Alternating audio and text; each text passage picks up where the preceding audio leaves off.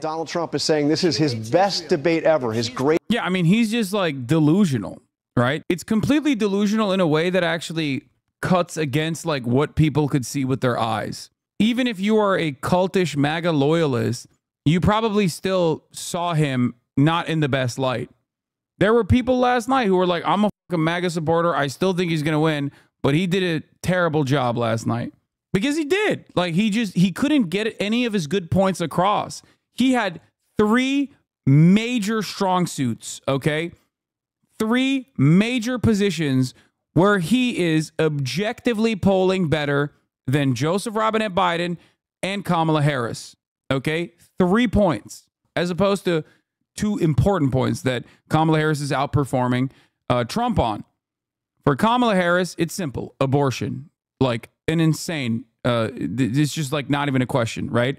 Abortion is the #1 thing for the Democrats, right? It's the #1 point that they have. And Joe Biden historically was doing terrible on that front in terms of communicating because he's fucking Catholic and he's old and he doesn't really like abortion anyway. And Kamala Harris, both being a woman and also, you know, having that like personal connection to this insane situation that we found ourselves in, did a really good job presenting exactly what the problem is with Trump's restrictive policies that he had to fucking take ownership over. The second point that she's good on is demonstrating competence and showcasing that he's narcissistic. That one, and also you can tie that to like democracy, preserving democracy, which was a big point for the Democrats in general.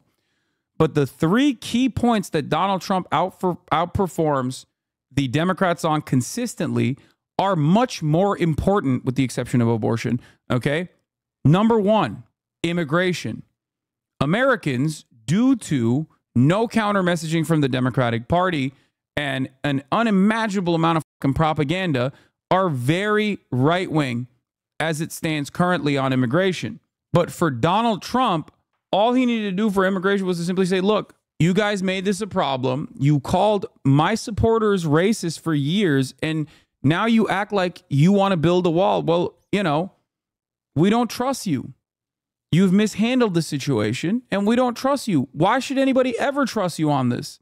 Like, if he were to just simply stick to a coherent message on the issue of immigration, he could present himself as like a normal person on an issue where he is obviously outperforming the Democrats on by wide margins. And it's especially a shitty predicament for the Democrats because there's no real counter to it, because you've already adopted their right-wing framing that like immigrants are a threat to this country, which is really terrifying.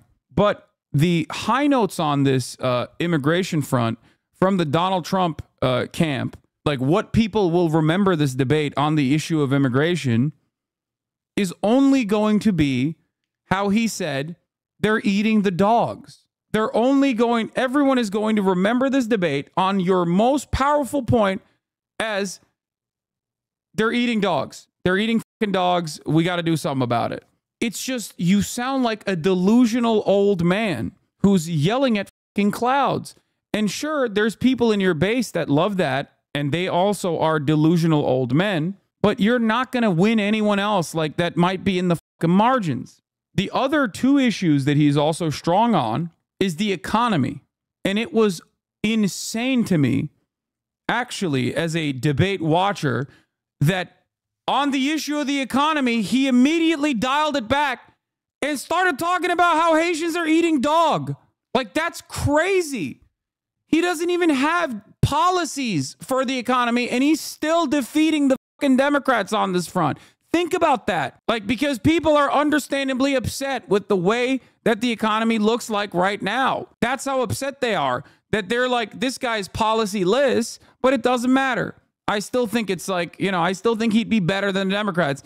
And he still fucked it up. You should have absolutely hyper-focused on that. But he didn't. Yeah, he didn't even mention no tax on tips because he fucking forgot everything. He got so mad that he had nothing. He had nothing there. There was a moment where he literally said, oh, I have a concept of what I can do, which is, oof, so bad. And last but not least, Donald Trump outperforms Democrats on wars, okay? Especially Israel-Palestine. Part of that is because he doesn't, like, part of that is because he's not the president. So people do not attribute to him the failures of the Biden administration and maybe even attribute too much failure to the Biden administration in terms of foreign policy. In 2016, he presented himself as a peaceful dove, as opposed to the failure of the Iraq War. That played really fucking well. That played really well in terms of the broader electorate. They saw him as a very different kind of anti-establishment, maybe even perhaps moderate Republican. Peace through strength type shit. He normally acts like, you know, he's going to be a strong negotiator and that's why he's going to cut deals. Obviously, all of this is fake and bullshit, but people do want to believe him on this front. I know you are memeing when you call him a peaceful dove. This motherfucker is 100% a deranged psychopath that eludes the mafia. I'm not saying that Donald Trump is actually a peaceful dove. Do you not understand the words that are coming out of my mouth? I'm saying that he used to present himself as that, and people responded positively to that. It's how you portray yourself that matters to a lot of people who just kind of look at the optics of the situation. And the optics of the situation on 3 of his major fucking strong suits was Garbo. And then beyond that, he also fucking flubbed the abortion one that was going to be the strongest part for Kamala Harris and was going to be very difficult for him to climb out of. He kept repeating this like idiotic notion that like everyone actually wanted Roe v. Wade to be repealed, which is utterly ridiculous. And then he even turned around and said, in places like Kentucky and Ohio, people voted more progressively on abortion, demonstrating that even in those fucking states where people should have been demanding this overturning of Roe v. Wade, they still want to carry Roe v. Wade. They want to protect it. He absolutely fucked up on that front too. My aunt literally told me that she's voting for Trump because he keeps money within the U.S. instead of starting war abroad.